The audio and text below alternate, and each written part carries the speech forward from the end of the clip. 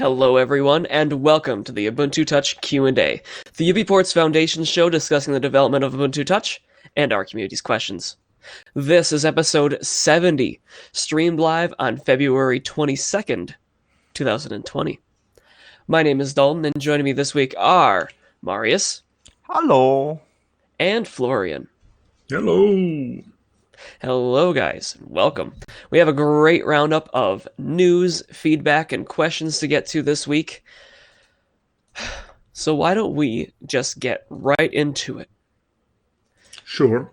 So, this week, this fortnight, I wanted to highlight all of the excellent things that have been going on in Ubuntu Touch because we have merged 66 pull requests in 2 weeks, of which 35 were not translations. And that's got a lot of improvements, bringing us closer to OTA 12. So I wanted to highlight what everyone's done here so that we can talk a little bit about where we're going. We can't start off the week without talking about Lionel's changes to everyone's most used apps, including the Morph Browser, so you can now handle select tags, that's those multi-selection combo boxes, in a way that's actually sane, and you can actually see the box now, and it doesn't open up in another window anymore. Oh, yes. This is excellent, but we do need a lot more feedback on it, so if you can head over to github.com/ubports/morph-browser, we'd really appreciate it if you find any interesting things with that change. So if you have websites that you notice you're not able to use the select tags on or anything like that, we'd love to know about it. We need to know more about this change to see if it needs any fixes or anything before it heads into OTA 12. That was a long sentence. And Lionel also made a fix-up to the on-screen keyboard, so now it'll hide whenever you're viewing attachments. Good stuff. Makes it feel polished around here.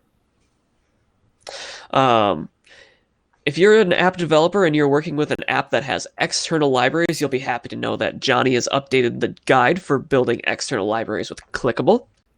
So if you need to include, let's say, an entirely new version of Qt, there's now a better guide for you. That was a callback to last time that no one understood. No. Chris worked on getting us even closer to Qt Web Engine 5.13, fixing an important issue that may have been causing a segmentation fault. So we're even closer to New Chromium again. Joanne has been working on replacing hard-coded colors everywhere. So we recently changed some... Bouchon says, no, I don't know why. We recently changed some colors so that the dark theme and the light theme look better. So now he's working on fixing that up. If you have an old BQE5 or E4.5 and you want to install Ubuntu Touch on it, the guide for doing that has been updated by Michelle. Thank you. We've got some new icons. We have always got new icons in the sound indicator, which are set up so that it actually looks correct. And they actually match the theme. And Rachanan fixed some really annoying old things that everyone who's been using the Devil or RC channel will be happy about. So first off, he fixed the keyboard appearing as a blank rectangle sometimes. That's been weeks of work and everything too.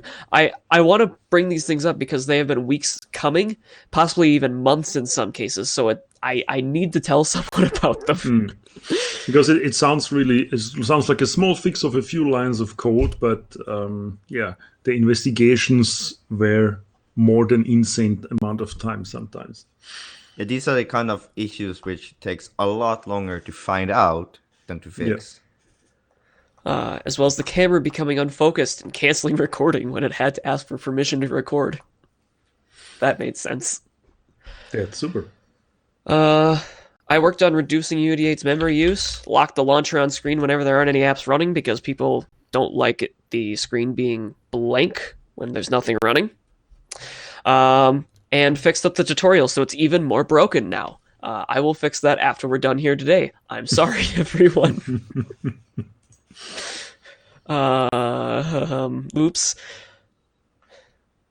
Additionally, Marius has been cleaning up some things that had useless dependencies or dependencies that aren't needed, so they can be used in Plasma Mobile now to do things like make phone calls. And Debian soon. And Debian. Oh yeah, if no one saw Sunweaver's post on bringing more Unity 8 dependencies in Unity 8 itself to Debian, that's also a good read. Can someone pick that up for me so I can post it in chat? I will. Thank you.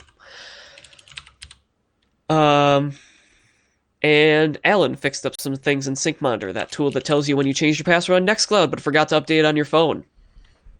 That's also been fixed up. So thank you to everyone who's been working on Ubuntu Touch. These are some awesome changes, and they bring us closer to OTA 12. Thank you again. I wanted to highlight all of your work because it is so useful. Indeed. And just to mention again, RC is now being shipped again automatically every Wednesday. Everybody on the RC channel should have received an update. And if you're lucky, you also got an automatic notification about this update. So one of the things that we're trying to change for the next release is that our system image server will send you a notification when your update is ready. That means we don't have the situation that people have to ask or are constantly worried that they won't get their update when we release it. But instead, you can just sit back, relax, and wait until the broadcast push notification is there. And yes, Ubuntu Touch can do broadcast notifications. We just didn't use them for a very, very long time. I think it worked quite well when we kicked it off last week, but we have to see if we can stabilize it. But it should be on the stable release for OTA 12. It should work for all the users that are on the stable channel. Yes, so your device will tell you there's an update available and ask you to install it. The really nice thing is it's not just blindly relaying the message that comes from the server to say there's an update. It will also start the download already if you are allowing downloads in the background for your Wi-Fi or your network. So when you go there, the update is already ready to be installed. You don't even have to wait for the download. It's so convenient. God, I should have gone to marketing. Oh my gosh. No, but it's really an interesting thing because with that functionality that is only currently usable for system image upgrades, we could also do other interesting things. So broadcast push notifications are a great thing. We will see what we can do here. Oh, and if you've got that Sony Xperia X F5122, that dual SIM variant that has 64 gigs of storage, yeah, UBports installer supports that thing now. So, if you've got your dual SIM Xperia X, you've been waiting for Ubuntu Touch, you can get it on there now. Oh, yes. But you will want to head over to the forum at forums.ubports.com, and in the porting devices section, there's information that you need to read on how to set up your device before you do that. Pro tip. Yeah, it needs a kind of black magic interventions before. So the installer is not powerful enough to install Xperia X out of the box. I'm sorry. Quite yet. It'll get there. Yeah, we will there. We will get there. Soon, TM. Maybe some small note on when we are here already on new devices, some note on the PinePhone in case people want to know. There is a separate GitLab project for PinePhone and the issues, and they're quite separated from our normal place on GitHub. So if you're going to file bugs, issues, requests, whatsoever on the PinePhone, please do this on our GitLab or organization, gitlab.com/ubports, and then /community-ports/pinephone. That's the place to go. We have already 55 open tickets, so come on, this is not enough. Let them come. Yeah. Before we even start working on it, we need more tickets. Are you trying to kill me? No. Well, on the main tracker, it's over 500, so come on, that's peanuts. I know. It's peanuts. Yeah. Yeah, right.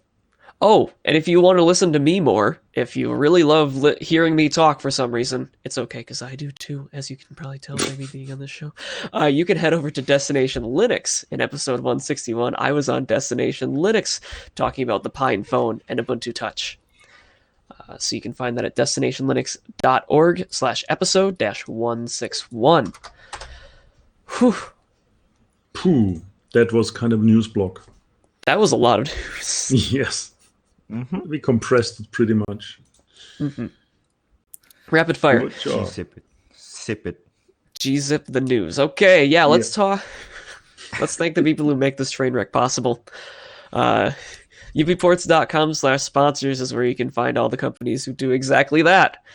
So thank you to all of you for making Ubuntu Touch possible, including Smooth, Private Internet Access, DigitalOcean, and Packet.net, our infrastructure sponsors. You're making it possible for us to build Ubuntu Touch every day, especially through that Works on ARM project. Gives us a really nice ARM server that we can use to build Ubuntu Touch.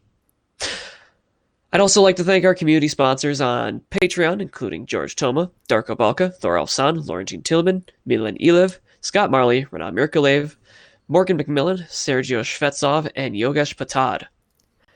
If you want to join them and have me mispronounce your name as well, you can head over to patreon.com/ubports or ubports.com/donate for other ways that you can give back to us, because we love making Ubuntu Touch, and you're making it possible for some of us to do it full time and for us to keep the servers running, keep the lights on. Thanks again. So, Okay. should we head directly into the question then? Yes, we got straight through that news, so we can go into feedback and questions. So, the first question comes from Wayne Johnson. He says, "Hello and thank you for the great work on Ubuntu Touch. What about the integration of connectors for streaming services such as Spotify, Tidal, Deezer directly into the native UT music application?" Thank you, Wayne. I'm going to take it that you have no relation to another Wayne Johnson that we know of. Thank you for your question. The thing with all of these services is having that one app that goes out and does everything sometimes doesn't do everything well. That said, I wouldn't be opposed to having more services in the music app. But it might be easier to make separate apps for these that integrate into the system correctly so they can play music while it's asleep. That might be easier than integrating them into the app that we already have, honestly. Well, speaking about this, Canonical had some work in progress work on this that they did a while back. So maybe we can base out of that. There is also this unofficial streaming app, something in the store, or it was at least, and it could also stream in the background because I was trying it out one day. So background music is not limited to the official music app. It seems to be rather easy to be integrated the Media Hub to take over the playback for that and keep the device alive. Very important for streaming. Yeah, somehow yes. The other question is if we would have any issues with closed interfaces, undocumented APIs or whatsoever. I'm not sure if these services even publish anything for accessing them without the official apps. So they do have APIs. Some of them do. If you're a premium user, you can access the Spotify API, for example. So it would be up to some encouraged developer that says, "Okay, hey, I wanna try on that." There is no technical reason blocking a multi music streaming services app, but maybe it would be better in terms of, as Dalton said, keeping the features separate. Yeah. Unfortunately, we don't have any of those really working well in any of our experiments, let's say. But yeah, hey, guys, step up and do the app. Pavoke came in with a question on our forum this week. A couple of questions, actually. With the PinePhone potentially also supporting convergence external display through the DisplayPort, is this currently neglected feature going to see more official support? So this is it's a bit of a hard question because yes, it does support it, but currently it does not have the software done for it. So it needs a lot of work to get that working. So it will be a thing that it will support eventually, but currently it hasn't been a high priority task as making the phone do phone things first is kind of our higher priority. Yeah. An external display on other devices is working, and I will admit it's not perfect. So all these things can get more work. But as once that display feature is working correctly on the Pine phone, it should see the same experience as other devices, and that it's a matter of making all of them better at once. For those unfamiliar, external display is a feature of Ubuntu Touch where you plug your device into a monitor or TV, and you're able to use your desktop or your phone kind of like a desktop. The display expands out. Many of the Ubuntu Touch native apps are convergent, meaning that they can work on different screen sizes and look correct on all of them. So that will allow you to have the desktop experience on your phone. Mm-hmm. But folks, the next question was, are there things that work better or differently with Libertine on the Wayland-based Pine phone in regards to desktop and external display mode? Currently, I'd say no, not really. It's actually worse at the moment. But that doesn't mean that it'll always be that way, because X Wayland, which is, of course, the official way to get X applications running under a Wayland compositor, is better than Xmere ever was. So once we get that working correctly, it's probably going to work better than Xmere on the phones right now. Yeah, I don't think even that's a probably. It will work better. Yeah, right. Here's a joke that took on a life of its own. Jan asks, based on the last Q&A with the KDE team, when can we expect a Qt update?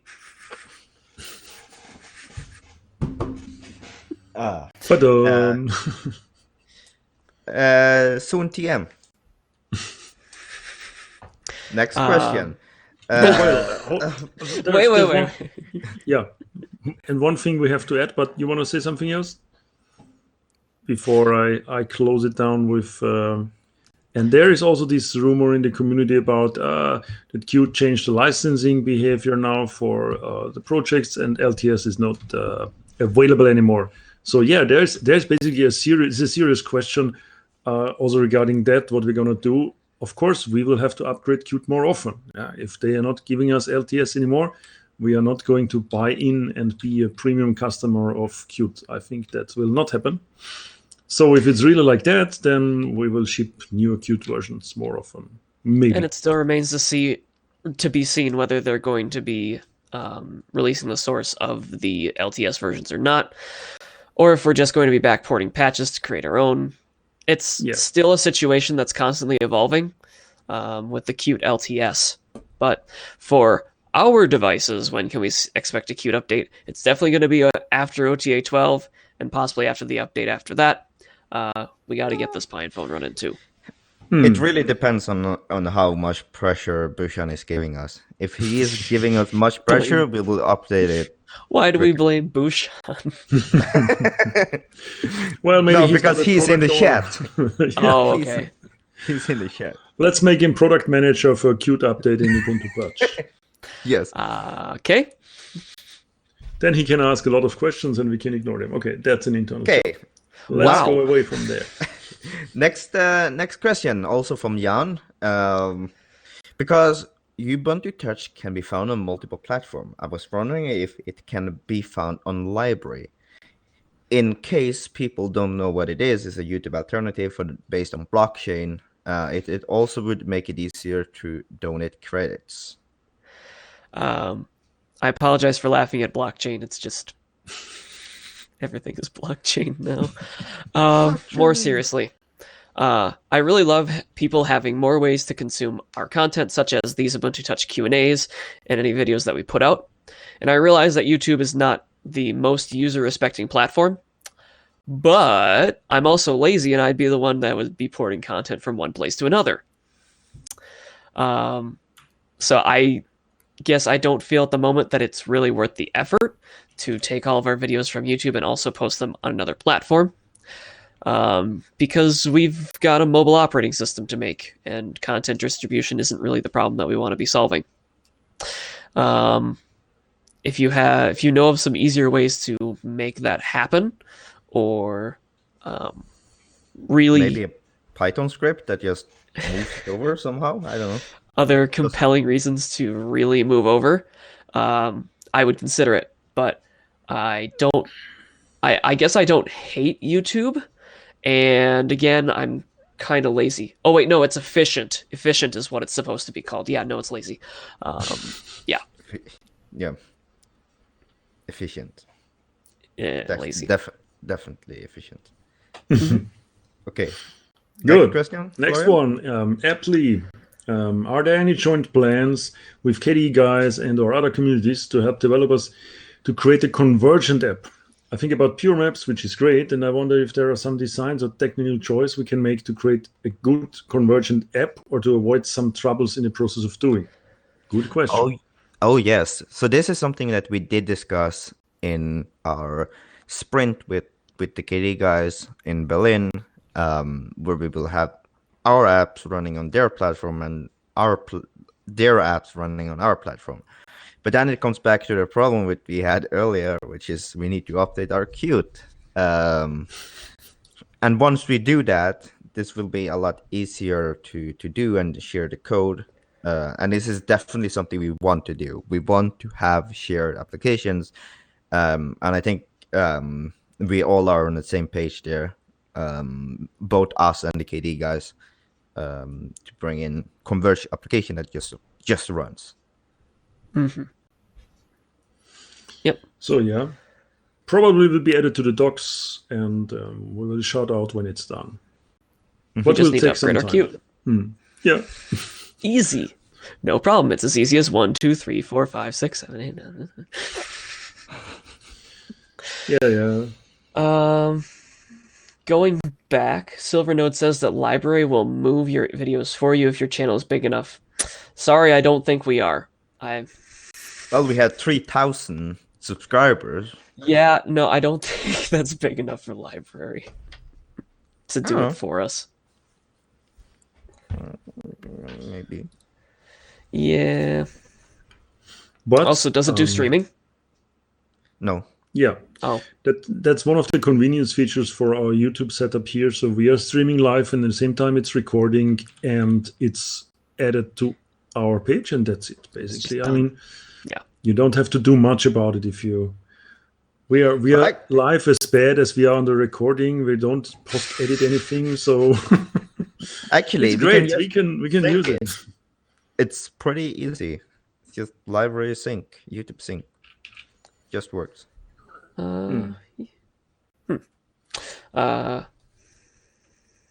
Kaima asks, can I dock the phone and get a full version of Ubuntu running? Can I install Python and Node from live chat?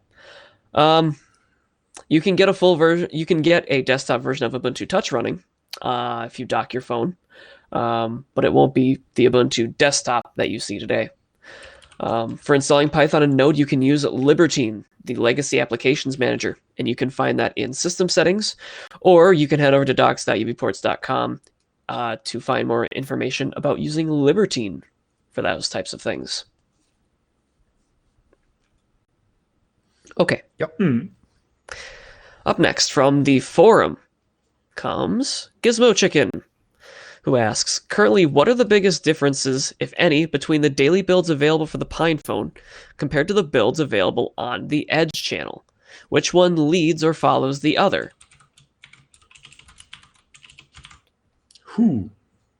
Where's the package master? Yeah. So the biggest difference is that we don't ship libhybrids on those, and it's based on Edge. There is not that many differences actually on the code side, because I've been working on making those into more the standard channel. There is a small diff, a lot of the Wayland stuff and stuff like that, but many of those already got merged into our. So it's hard to say how different they are, but yeah, for things like Unity 8, I do need to manually merge changes from Xennial into the PinePhone image, but as we continue to move on, we will get rid of that requirement.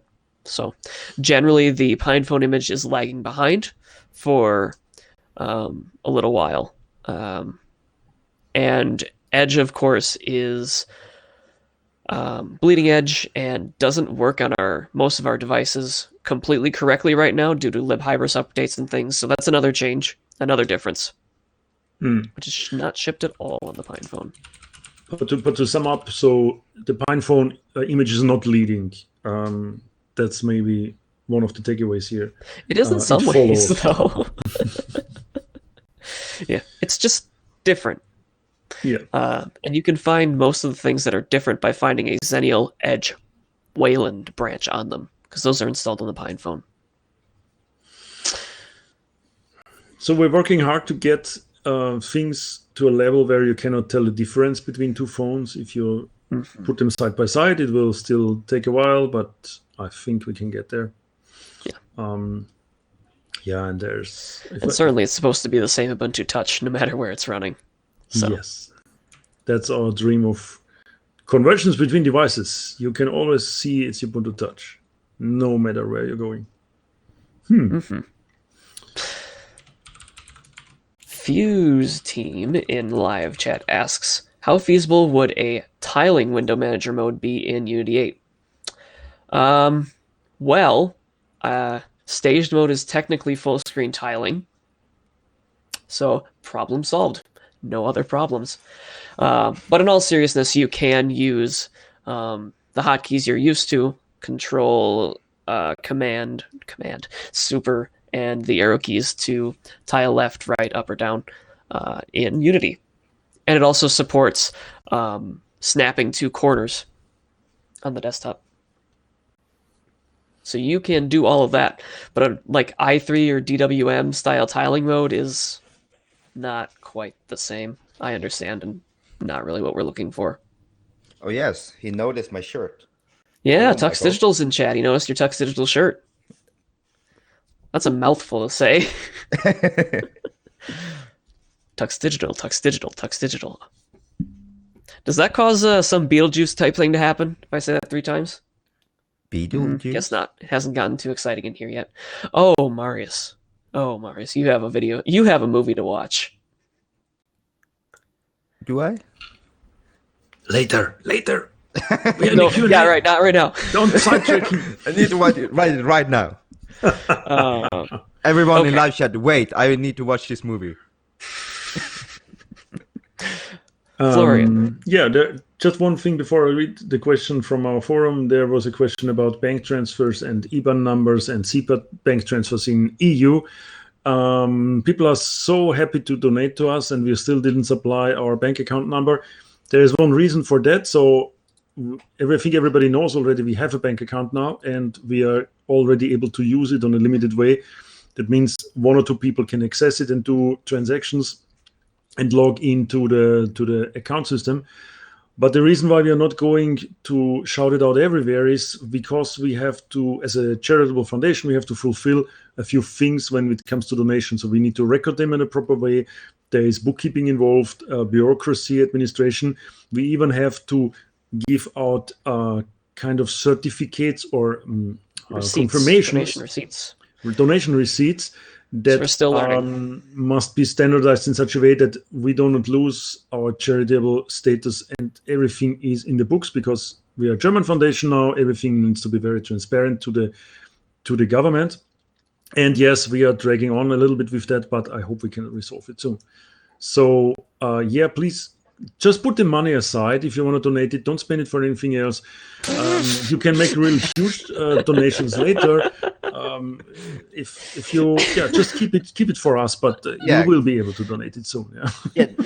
And thank you to everyone who don't waste your money on anything other than us. That's the plan. Yeah.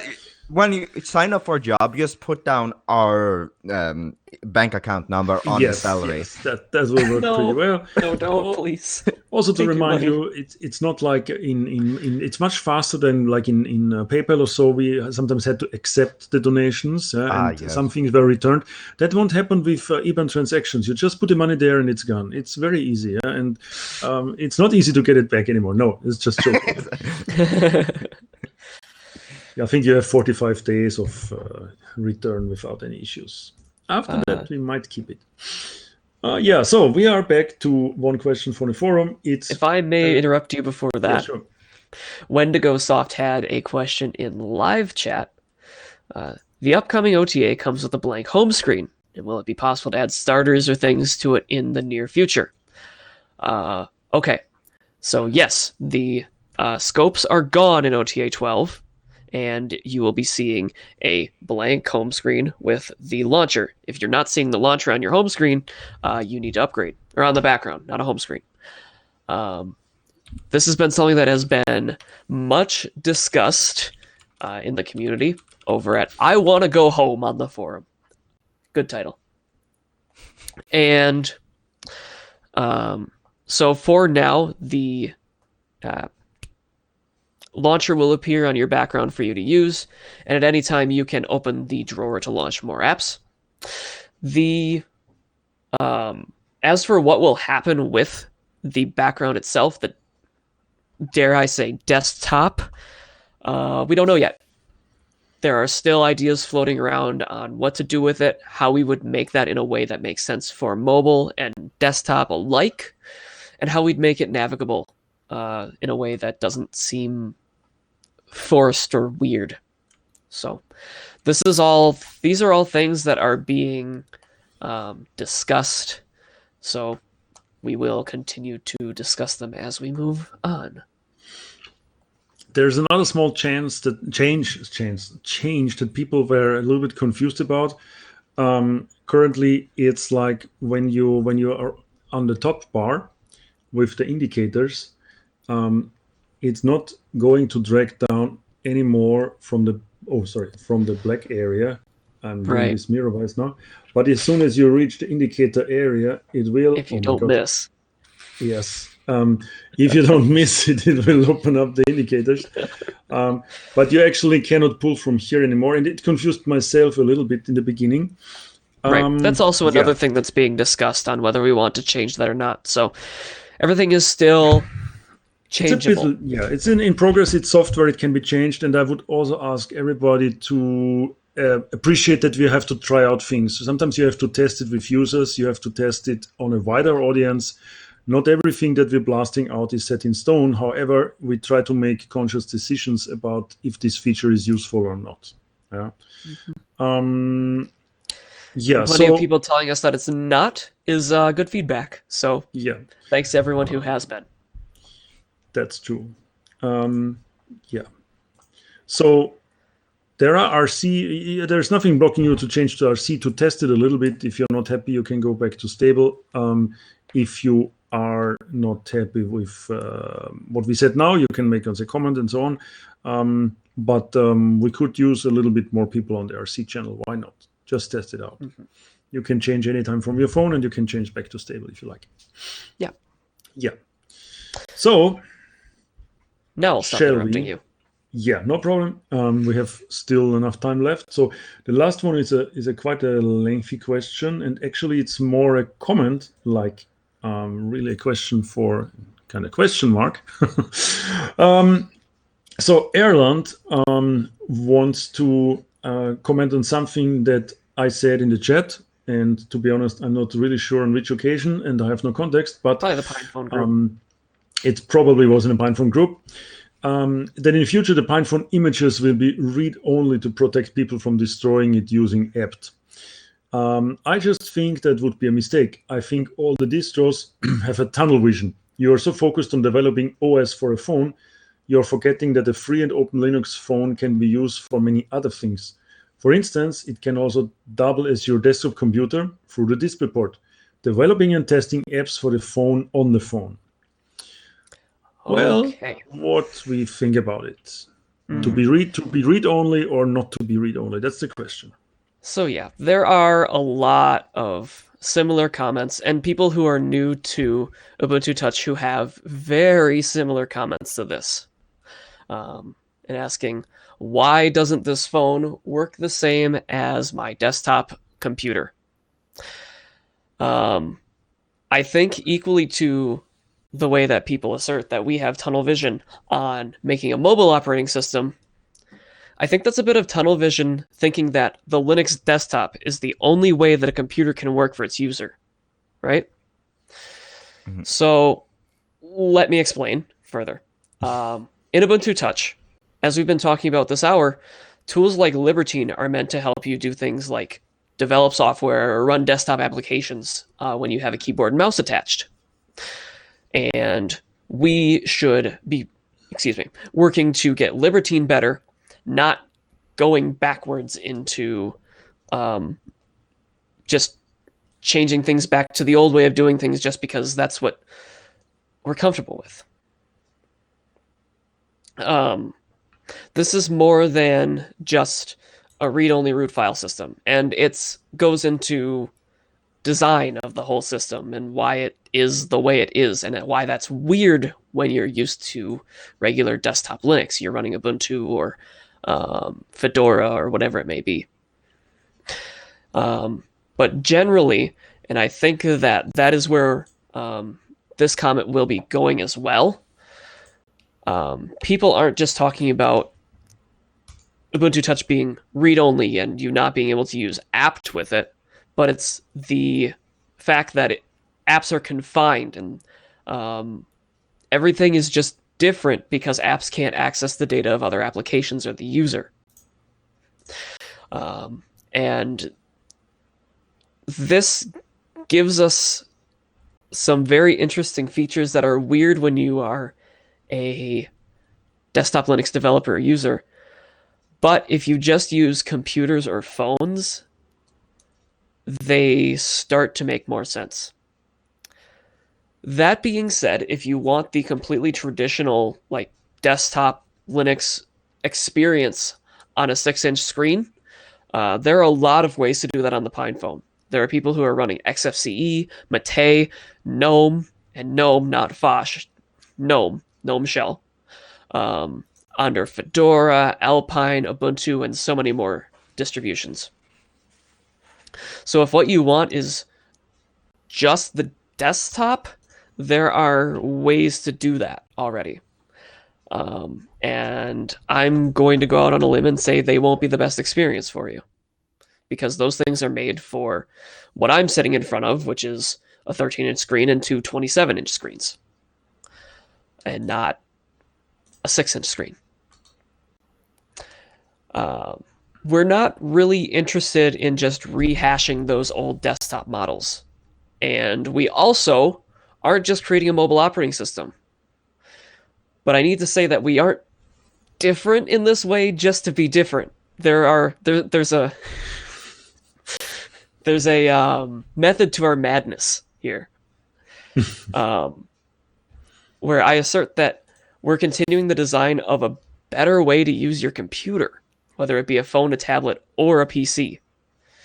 Because Ubuntu Phone and Unity inside of it and beside it, and Unity before Ubuntu Phone was even a thing, were made for consumers and not technologists. You know, we're all technologists. We're people who, we like to mess with computers, as the old quote goes.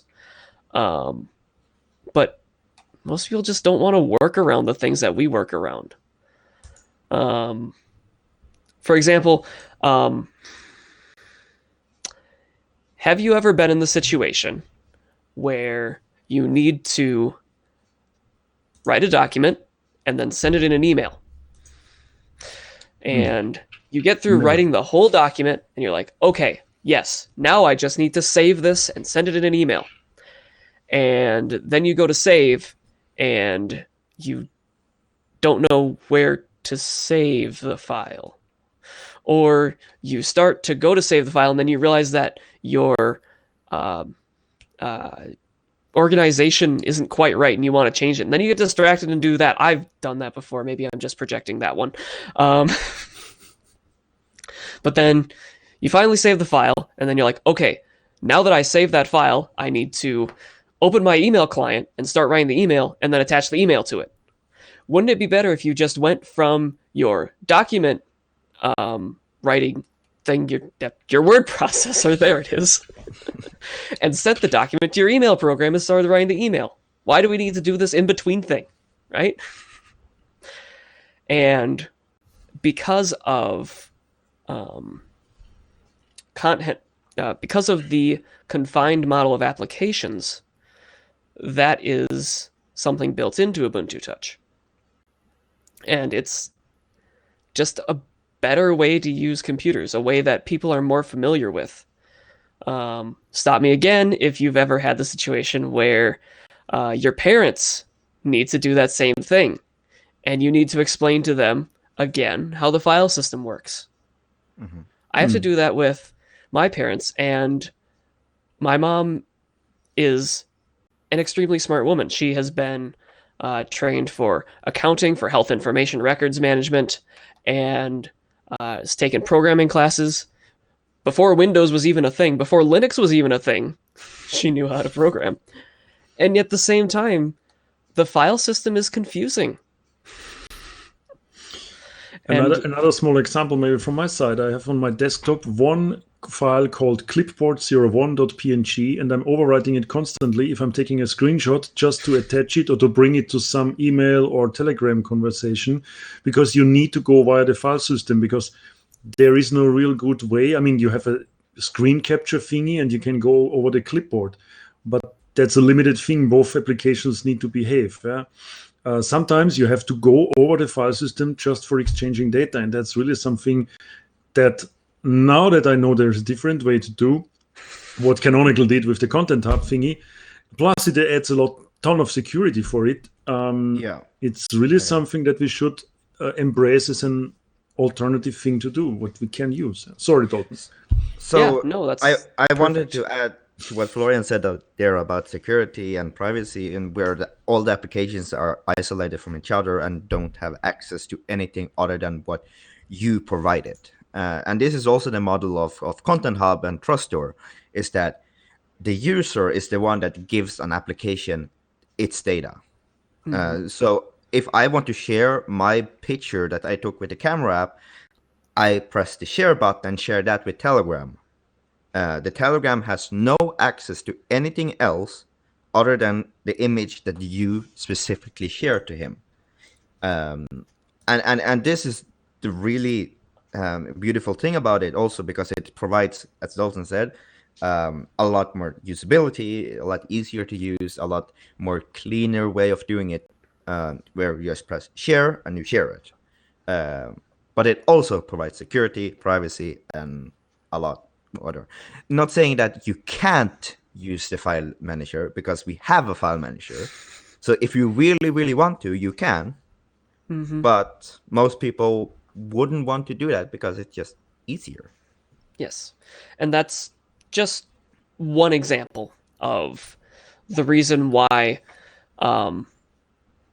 Canonical created a problem for themselves by saying that they wanted to have untrusted people developing apps for Ubuntu. And then they created solutions that actually made the system easier to use. Because for every time that I've had to explain to my parents how to send a file in an email, after I got email set up on their phones, they could just take a picture and then send it through an email by clicking share. Yep. And it's just a way that even people who have been using computers for a really long time understand how to use. And it's and also that's a way, if I may finish this before I forget, that's a way that we can make both mobile, we can focus on mobile, but make the desktop experience better by doing it. Because Content Hub still works on the desktop, and it still provides all of those benefits on the desktop. You don't need to deal with the file system anymore. And if your apps are implementing sync for themselves and things like that, it means that you just sign in on your phone and you have all of your files. Mm-hmm. So this is also going a lot of the model of why Android and Chrome OS is so popular is because of these reasons, because it's so easy to use. And I think that's something we as tech enthusiasts fail to see, is that even though we like to tinker around, sometimes it's just nice to get the work done. Like Sometimes it's nice to just send the file in an email, right? Send Yeah. the document in an email. Yeah, especially if you're standing outside in the cold in the bus station, you don't want to mess with the file manager there and with small I clumsy think there's a buttons story there, Florian, but we can save it for another time. But speaking about when you're out on a day, yes, this is a really good point. You don't want to mess with this when you are out and you need your phone. If you need to call 911 right now, you kind It's of not need okay to if your call. desktop environment isn't working. I wouldn't use the keyboard or the terminal to dial the emergency number. That's right. I don't think want to anyone's go into the suggesting that. terminal. No, but still. we are taking it far. You're taking it to its logical conclusion, but yes. Yes. But I don't want to SSH into my phone and call 911, is what I'm saying. But yeah, but also not only that you need your phone, but also update process. I think we are missing that one too. We are doing a image-based update system, which ensures that every single image that you have on a phone is exactly the same as every other versions. That every phone has the same revisions, so they are not different in the way that some have more packages and some have that and some have that and some have less packaging and some are missing that, which means Ultimately, that it makes the system more atomic, more dependable, and easier to reason about, because we don't need to worry about if you accidentally installed this other library that you weren't supposed to have. Everyone is the same, and we can help people fix Ubuntu Touch better that way. And we can also be fairly certain, if not 99.9999% certain, that stable works when you update. Mm-hmm. And this is a thing that we need to go through, and also the model that we have at update with going from Devil, RC, and stable. This is also going into the fact that we want stable to always work. Mm-hmm. And there was for sure one point in time where everybody messed up his installation with an distro upgrade that went wrong because one dependency broke, and then you cannot get out of the hell again with apt because it constantly complains about it has unsatisfied dependencies or cannot remove package X because of Y. And then you anyways have to reformat and install everything from scratch. So why not just upgrade image-based wise, just take the image, and then you can swap between channels, between flavors whatsoever, and you can always go back to a stable version. Why not? Yeah. Doing this with apt, what we do on the phone with our release channels, is not really possible. Because or possible, but difficult. Yeah, it's difficult. I mean, it would break the experience of smooth updates that are done really as fast as possible. And during a few minutes, we are downloading, we're installing, rebooting, it's done. Yeah. So you are on a new version. That's sometimes really hard if you don't have this atomic commit-like thingy. If you're halfway through the download, you're on mobile, you want to download your upgrade now, you have 400 packages to update, and then your connection dies. And you're in a half-updated state with that phone. You won't be able to use it until you resolve this with terminal commands. Okay. Yeah. We're really taking it far now. Yeah. I mean, it's all things that can happen. And of course, system image isn't perfect, but these are all reasons that we believe that system image is better than having the read-write file system and allowing people to install packages on rootfs, and changing to be a desktop operating system instead of an operating system for 2020. Let's call it that. It's for the future. But the future is now, because everyone else is already doing these things. It's that simple. This is what everyone else is already doing. Have you tried macOS Catalina? It's really annoying, but this is what it's doing. Or at least they're setting it up to do that. Well, they don't do it quite the same. They do it in a stupid way, but yeah, otherwise, yeah. It will be image-based in the future. In the It future. just isn't yet. But So ultimately, we aren't doing things differently just to be different, and we don't have tunnel vision, certainly on the mobile experience. Well, we want to make the mobile experience better because that's where the majority of our customers are coming from right now. Users, customers, yeah. The changes that we make a tangible difference for both mobile and desktop usage. So, again, it's not different just to be different. It's not because we just want to do it. It's not because we have tunnel vision. It's because we really want to make it better. We don't want to rehash what's already been done. And there are so many other options if you just want to get what's already been done. yeah. So, with that, I think we are ticking I into the would hour like... now. Is there I'd like to anything left thank on the everyone. live chat? Let's check one more time. Everybody seems happy with our answers, or they already stopped listening. I don't know. Rage quit. Maybe.